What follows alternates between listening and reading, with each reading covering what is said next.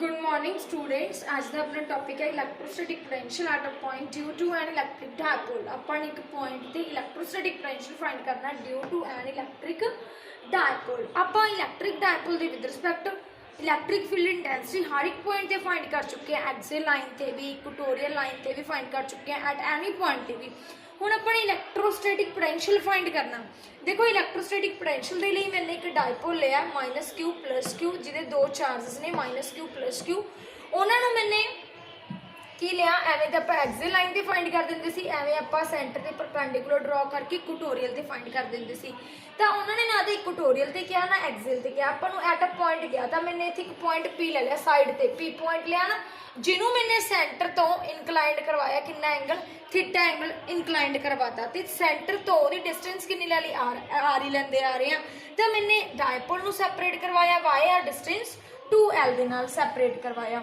हुण जो अपने इलेक्ट्रोस्टैटिक पोटेंशियल फाइंड करना सब तो पहला अपने को की होनी चाहिए है, क्योंकि अपने को फॉर्मूला ही है V = Q/4πε0 R दा स्क्वायर। आई फॉर्मूला होंगे ना अपने को R simple R V = Q/4πε0 R होंगे है ना अपने को। तो अपने को की है ये सब तो पहली चीज़ की होनी चाहिए है, सब तो पहली चीज़ अपने को आर की वैल्यू फाइंड होनी चाहिए, क्योंकि क्यू की वैल्यू तो आपको पता ही है, एक -q एक +q। तो आर की वैल्यूज फाइंड करनी है। R is a distance, distance मतलब एक आप AP फाइंड करा, एक BP फाइंड करा। AP तो BP को फाइंड करने के लिए अपने की करना, AP तो देखो जे तो अपने को सिंपल एक राइट एंगल ट्रायंगल से बनया होंगे, परपेंडिकुलर सेंटर नॉर्मल होंगे ना, फिर तो आप परपेंडिकुलर ड्रॉ करा के सिंपल पाइथागोरस थ्योरम लगा के आप फाइंड कर देंगे। बट हुण तो जो अपने को P पॉइंट है इनकलाइंड किन्ने एंगल से कर रहे, थीटा एंगल से कर रहा। थीटा एंगल के विद रिस्पैक्ट आप हुण इत्थे पाइथागोरस थ्योरम भी नहीं लगा सकते। तो आप हुण किवें फाइंड करांगे? सब तो पहला मान लो आपने की ले लिया अपने AP डिस्टेंस फाइंड करनी है, तो वह पोटेंशियल फाइंड करने के लिए मतलब पहला अपने को की कर लिया भी potential due to Q1 charge -Q charge. तो की होगा अपने को V1, इनू V1 ले लेना, इनू V2 ले लेना। की आया चार्ज -Q, क्योंकि मैं तुम्हें दसिया सीगा भी जिन्ना चार्ज होगा उन्ना ही लगाओगे, जो माइनस है तो माइनस, जी प्लस है तो प्लस। 4πε0 डिस्टेंस केड़ी आई AP। तो हम सब तो पहले अपने AP की वैल्यू फाइंड करनी है ना। AP की वैल्यू फाइंड करने के लिए आप करांगे, इत्थे आप पाइथागोरस थ्योरम तो लगा नहीं सकते, आप करांगे कुछ होर आइडेंटिटीज यूज करांगे, फॉर्मूलाज यूज करांगे बाय ज्योमेट्री। मैं की करूँगी इत्थे एक थोड़ा इहनू मॉडिफाई कर देनी है डायग्राम। मॉडिफाई डायग्राम नू करन दे नाल मेरे को इत्थे की बन गया परपेंडिकुलर ड्रॉन हो गया। तो मैंने पता भी जिथे जिन्ना एंगल इधर बन रहा उन्ना ही एंगल कितना बन रहा इत्थे बन रहा, क्योंकि these are vertically opposite angle. Vertically opposite angle दोनों सेम होंगे। हुण ये भी तुहानूं पता है, देखो हुण इधर की है अपने को L ले लेना, आप N ले लेने है ना। तो देखो तुहानूं दिख रहा ना भी AP = PN ले सकते हैं आप। AP = PN है, AP = PN approximately equal to AP = PN आ गया। हुण जिहड़ा PN आ वो दो दे विच बन सकदे आपां। O आ सेंटर दे विच O पिया होया, O + ON। AP = की आ गया OP + ON। OP की वैल्यू तो है अपने कोल कितनी है R, बट ON की वैल्यू नहीं हैगी। ON की वैल्यू नूं कड्ढण दे लई आपां की करांगे, देखो सब तो पहली गल जिथे थीटा एंगल होंदा है वो बेस होंदा है, याद रखियो। जिथे थीटा एंगल आप बनाने वो की होंदा है बेस, आ तो आ गया बेस। जिथे परपेंडिकुलर ड्रॉन होंदा वो परपेंडिकुलर, परपेंडिकुलर के सामने वाला की होंदा है हाइपोटेन्यूज होंदा है। आपने की कढ़ना है ON मतलब बेस की वैल्यू कढ़नी है। तुसी छोटे क्लासेस दे विच कीता होगा, की कीता होगा पंडित बद्री प्रसाद हर हर बोले। हुण देखो बेस ते हाइपोटेन्यूज अपने कोल की आ, एक तो अपने बेस का फाइंड करना, हाइपोटेन्यूज अपने कोल L पिया होया, तो आ किहदे विच है cos थीटा च ना, क्योंकि आ sin थीटा हुंदा है, आ की हुंदा cos थीटा, आ की हुंदा tan थीटा। तो अपने कोल सिर्फ अपने बेस कढ़ना, बेस होना चाहिए, परपेंडिकुलर तो है ही नहीं गा है ना, क्योंकि बेस कढ़ना हाइपोटेन्यूज। ये दोनों चीज़ें की जा रही ने cos थीटा च। cos थीटा का फॉर्मूला कितना हुंदा है बेस अपॉन हाइपोटेन्यूज। बेस कितना ON एंड हाइपोटेन्यूज कितना गा L। तो ओ एन की वैल्यू आ गई l cos theta is equal to O N. तो इत्थे लगा दो ए पी की वैल्यू अप्रोक्सीमेटली इक्वल टू कि आ गई r plus L cos theta. तो ये वैल्यू पुट कर दो, पहले दे वैल्यू पुट करो। तो फस्ट इक्वेशन दे विच तुसी put in first equation, then तुसी की गैट करोगे v1 is equal to minus q by 4 pi epsilon naught r plus L cos theta आ गई अपने को। इनू मान लो सैकेंड इक्वेशन आ गई। हुण एवें तुसी की करोगे सिमिलरली की करोगे v2 फाइंड करोगे माई प्लस क्यू चार्ज करके। इनू मैं रेस कर देनी है, देखो इनू कल्ले नूं रख लेंगे आपां क्योंकि इनू अगे नैट पोटेंशियल फाइंड करने के लिए यूज होगा। तो अपने को की आ गया हुण v2 की वैल्यू की होगी प्लस क्यू। हुण प्लस क्यू चार्ज करके कढ़ना 4 पाई एप्साइलन नॉट की आ गया अपने को बीपी। हुण आपां बीपी करके करना है। हुण बीपी दे विच भी थीटा एंगल बन रहा, उहदे विच भी नहीं आपां पाइथागोरस थ्योरम लगा सकते। तो उत्थे भी थोड़ी मॉडिफिकेशन करांगे, उत्थे भी की करांगे एक परपेंडिकुलर ड्रॉन करांगे। परपेंडिकुलर ड्रॉन कर लिया, जो परपेंडिकुलर ड्रॉन किया तो दैन तुसी की देखा भी जिहड़े अपने कोल बीपी है इत्थे आपां लिख लैंदे आ एम, इनू एन ले लो, इनू एम ले लो, कुछ मर्जी ले लो। मतलब अपने को सिंपल बीपी की वैल्यू कि इक्वल आ गई बी एम के इक्वल पी एम के इक्वल आ गई। बीपी की वैल्यू कि इक्वल है पी एम के इक्वल होगी है ना। जो पी एम के इक्वल आ हुण पी एम की वैल्यू जो फाइंड करनी है किस तरह फाइंड करोगे, टोटल के विचों फाइंड करोगे ना।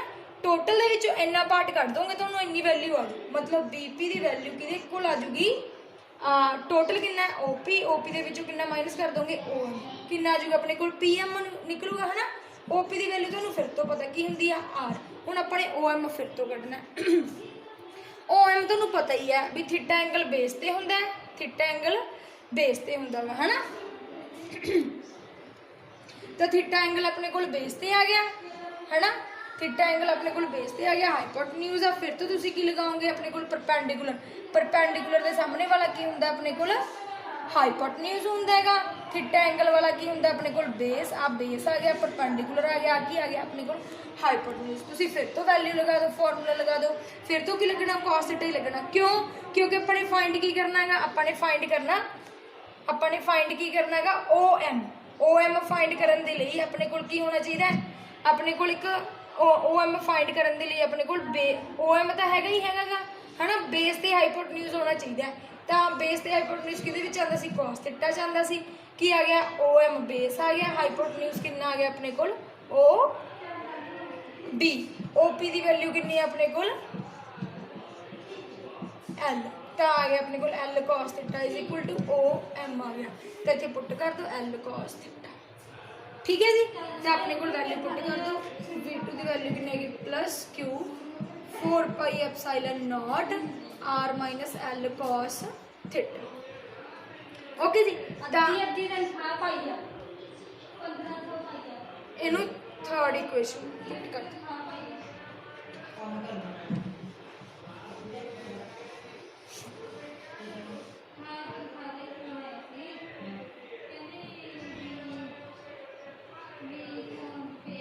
ओके जी। तो तुहाडे कोल v1 ते v2 के दोनों वैल्यूज है। हुण अपने नैट इलैक्ट्रोस्टैटिक पोटेंशियल फाइंड करना, दोनों की करोगे प्लस, क्योंकि मैं तुहानूं दस्सिया सी electrostatic potential is additive in nature. तो नैट इलैक्ट्रोस्टैटिक पोटेंशियल फाइंड करने के लिए तुसीं की करोगे v is equal to v1 plus v2। v1 करो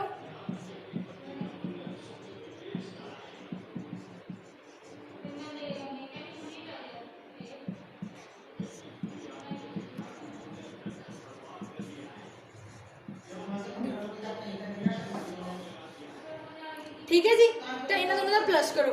हम जो प्लस करोगे मेरी गल सुनो ध्यान नाल, देखो दोनों के क्यू क्यू कॉमन निकल सकता है, 4 pi epsilon naught 4 pi epsilon naught common निकल सकता है। तो आ गया q by 4 pi epsilon naught common करता है ना। तो अंदर आ गया -1 माइनस माइनस तो पई है ना, R plus L cos theta plus 1 by R minus L cos theta है ना।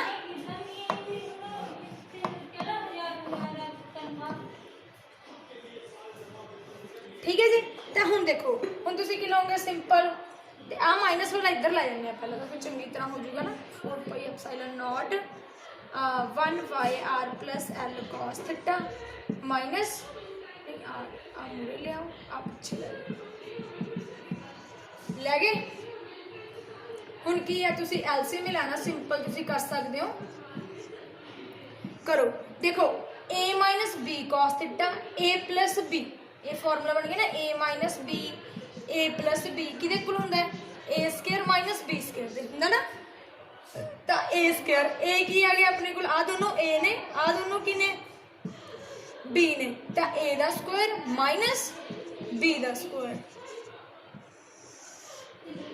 ठीक है a दा स्क्वायर माइनस b दा स्क्वायर।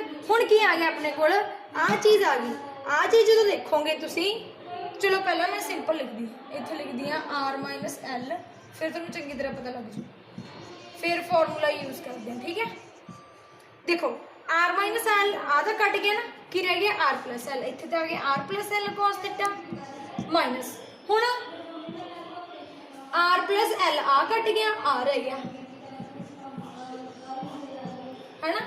तो आ गया अपने को सिंपल हुण तुसीं फॉर्मूला लगा दो नीचे a minus B A plus B जो मैं समझाया A square minus B square A square minus B square.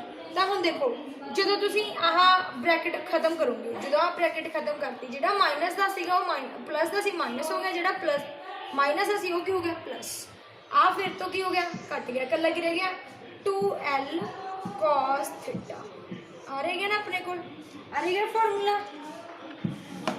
तो हुण आपां नूं ये भी चीज़ पता भी क्यू डॉट 2l किहदे कोल हुंदा p डायपोल मोमेंट दे कोल हुंदा ना। तो अपने को सिंपल आंसर किहदे विच आ गया अपने को आंसर आ गया p vector p cos theta upon की आ गया 4 pi epsilon naught r minus l square cos square theta आ गया अपने को आ अपने कोल किहदे कोल आ गई नैट पोटेंशियल दे कोल आ गया नैट पोटेंशियल आपां की लिया सी v आ पोटेंशियल आ गया बस इहदे विद रिस्पेक्ट तुसीं स्पैशल केसेस कर सकते हो। स्पैशल केसेस की कर सकते हो भी जे जिहड़ा p पॉइंट अपने कोल एक्सियल लाइन ते हुंदा जदों एक्सियल लाइन ते हुंदा थीटा कितना हुंदा normal theta is equal to 0 जे अपने कोल p पॉइंट इक्वेटोरियल लाइन ते हुंदा इक्वेटोरियल लाइन ते थीटा कितना हुंदा 90 तुसीं पुट कर सकते हो इहदे विच फॉर्मूले दे विच।